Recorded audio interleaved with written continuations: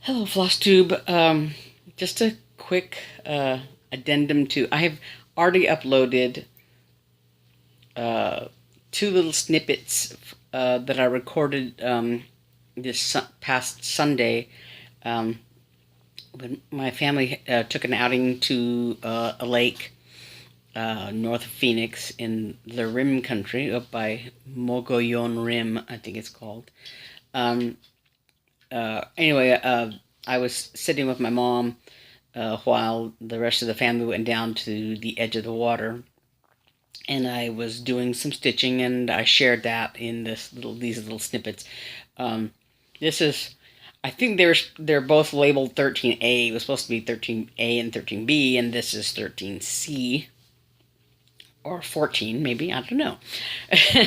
Anyway, today is Tuesday, June 5th.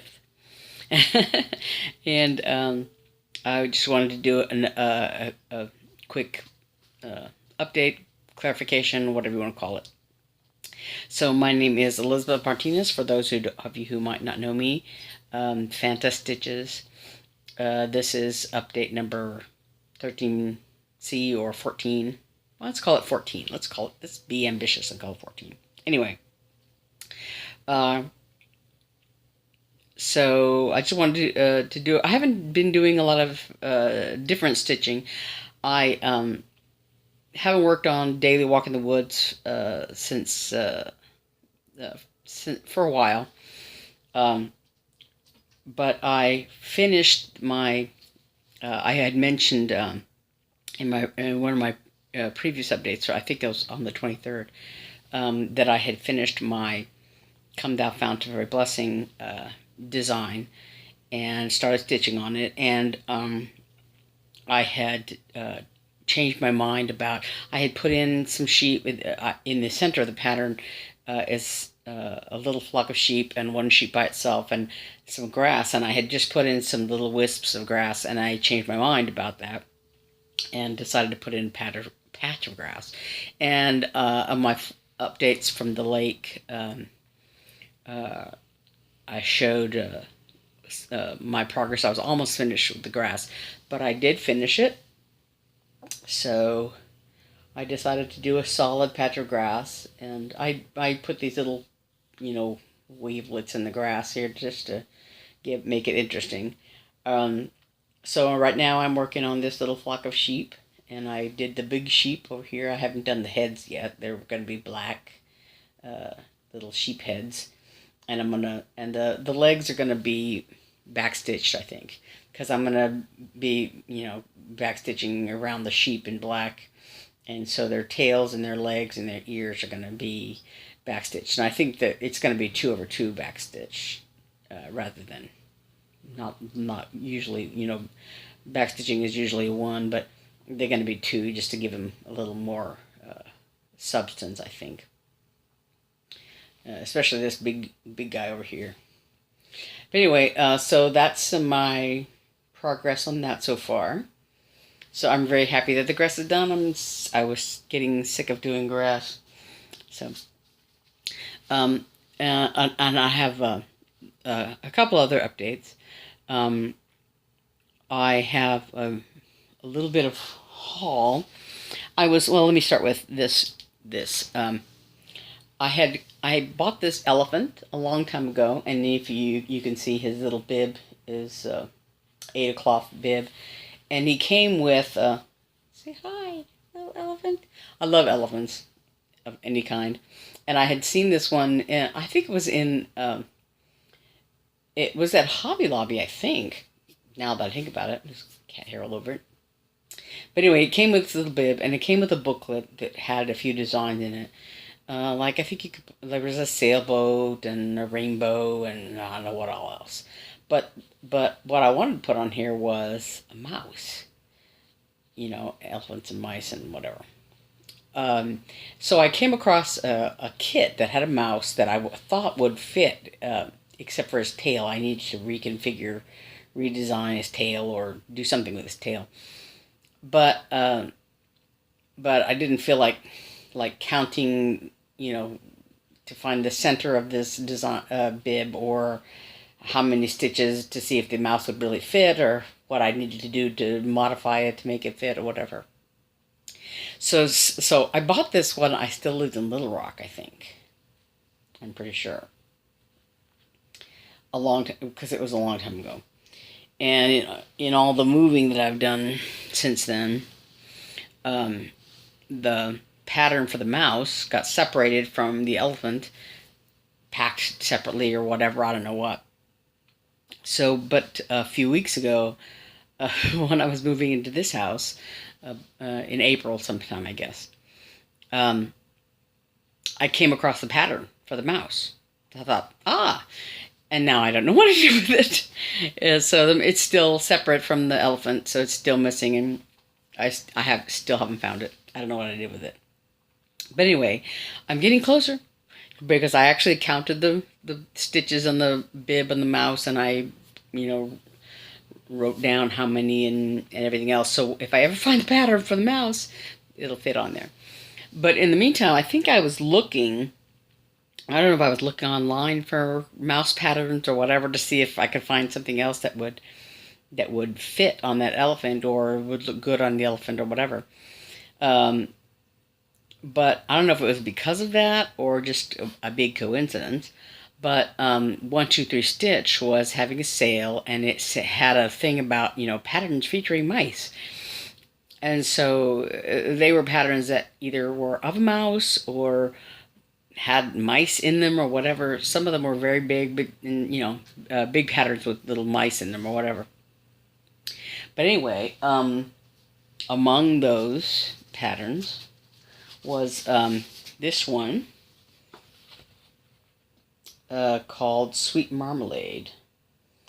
And it has the cutest little mouse in overalls holding berries. And I don't know if you can read this, but this says, the poem on the front says, "This tiny mouse lives in a house beneath the berry shade. He gathers up the ripest fruit and makes sweet marmalade." And it has a place where you could put the year and your initials, whatever. But it's just the cutest design. So I went ahead and bought it. It's done on Joblin. It's Silkweaver 32 count Moon Dust Joblin 2/2.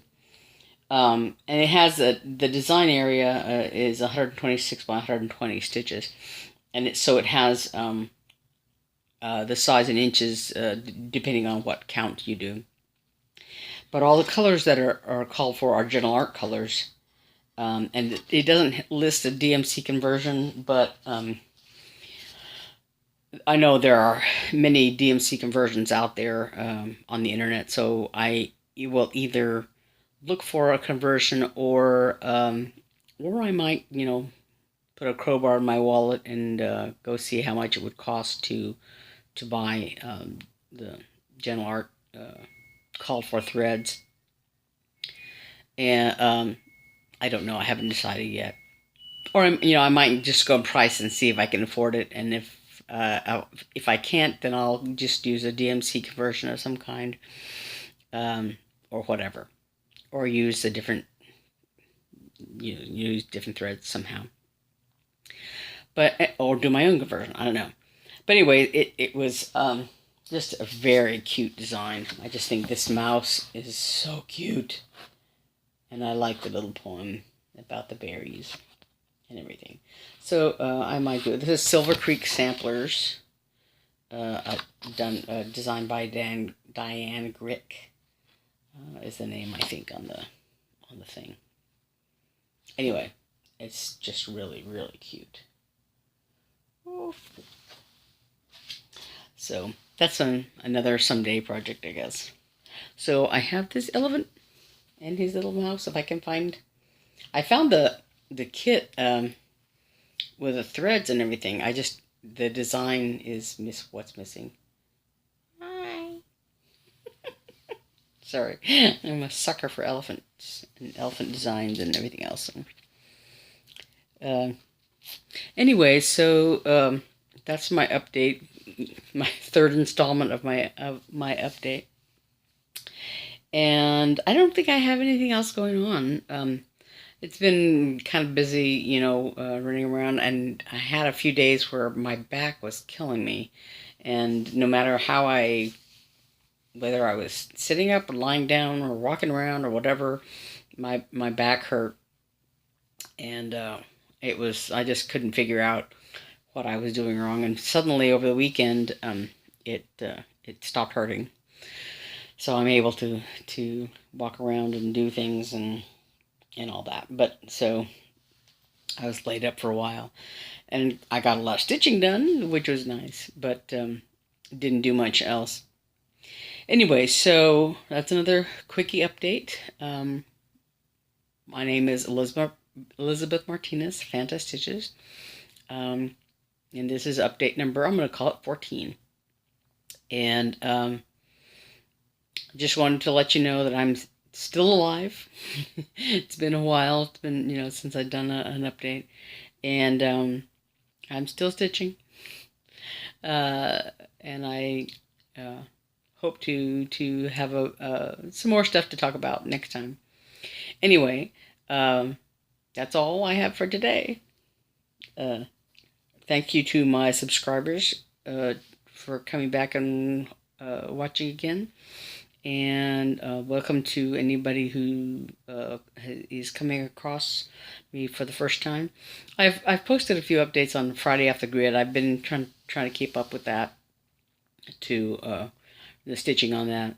I'm very behind in watching YouTube videos because I'll start to watch them and then I'll fall asleep, before they're over, and I'll wake up with my tablet on and the video ending, and I don't remember what they said because I fell asleep in the middle of it. I'm kind of that way about TV shows too, because I'm, up till all hours, and I get tired and I fall asleep in the middle of something. I think, oh yeah, I want to watch this, and then I fall asleep before it's over. So, anyway, I think that's all I have for now. Oh, I wanted to say, one of the things, Teresa, the kitten stitcher, always does the what she's all into and everything. And one of the things that I've been into, and I don't know if I have it. Yeah, I do. Is I've been reading a little bit about this in this book called Santa Rita del Cofre. Santa Rita del Cofre, which is Santa Rita del Cofre is of the copper, or at the copper, or whatever. Cofre is copper. I always wondered what cofre meant, because that was the name of the high school that my cousin went to, I think.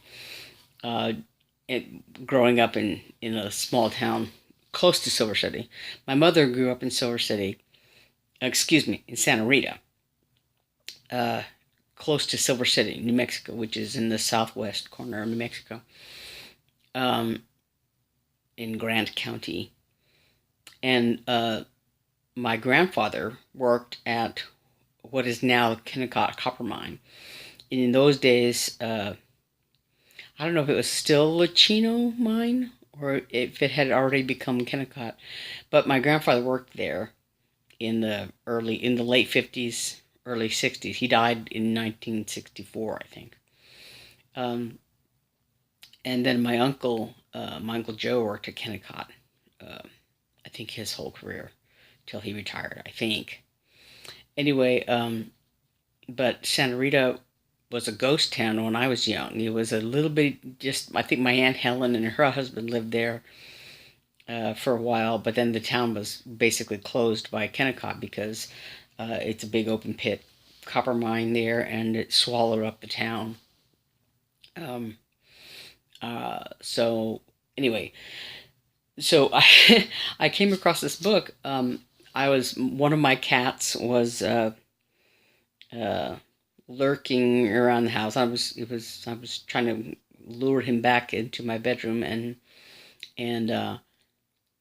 he wants to go into my parents' bedroom, and he's really not supposed to go in there.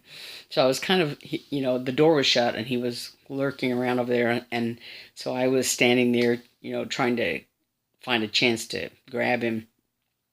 And while I was there, I was looking in the bookcases outside my parents' room, um, and this book was there, and I didn't know my mother had it, so I borrowed it anyway, and I'm reading all about the history of the copper mines and blah blah blah.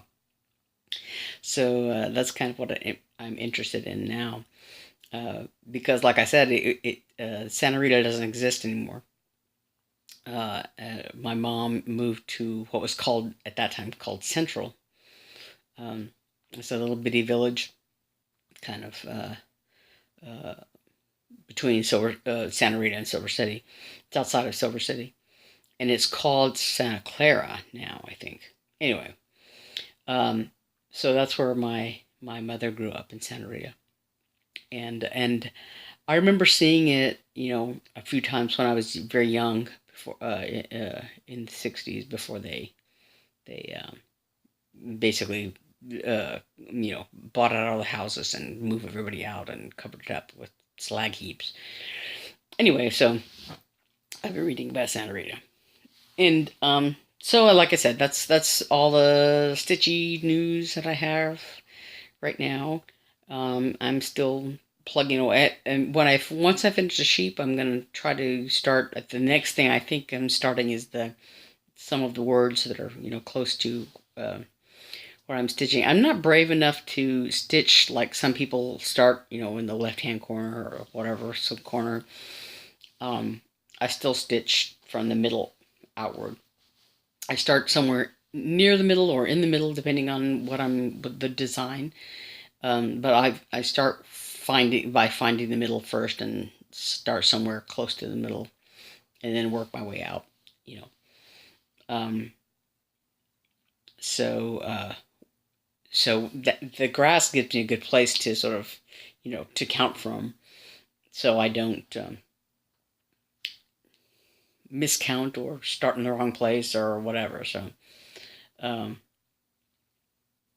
anyway, so I'm hoping to finish the sheep and do a little start on the words finally for this design, and work my way up to the top or somewhere. Anyway, so I've done enough talking, I think. This is a very short update, but that's all I have for now.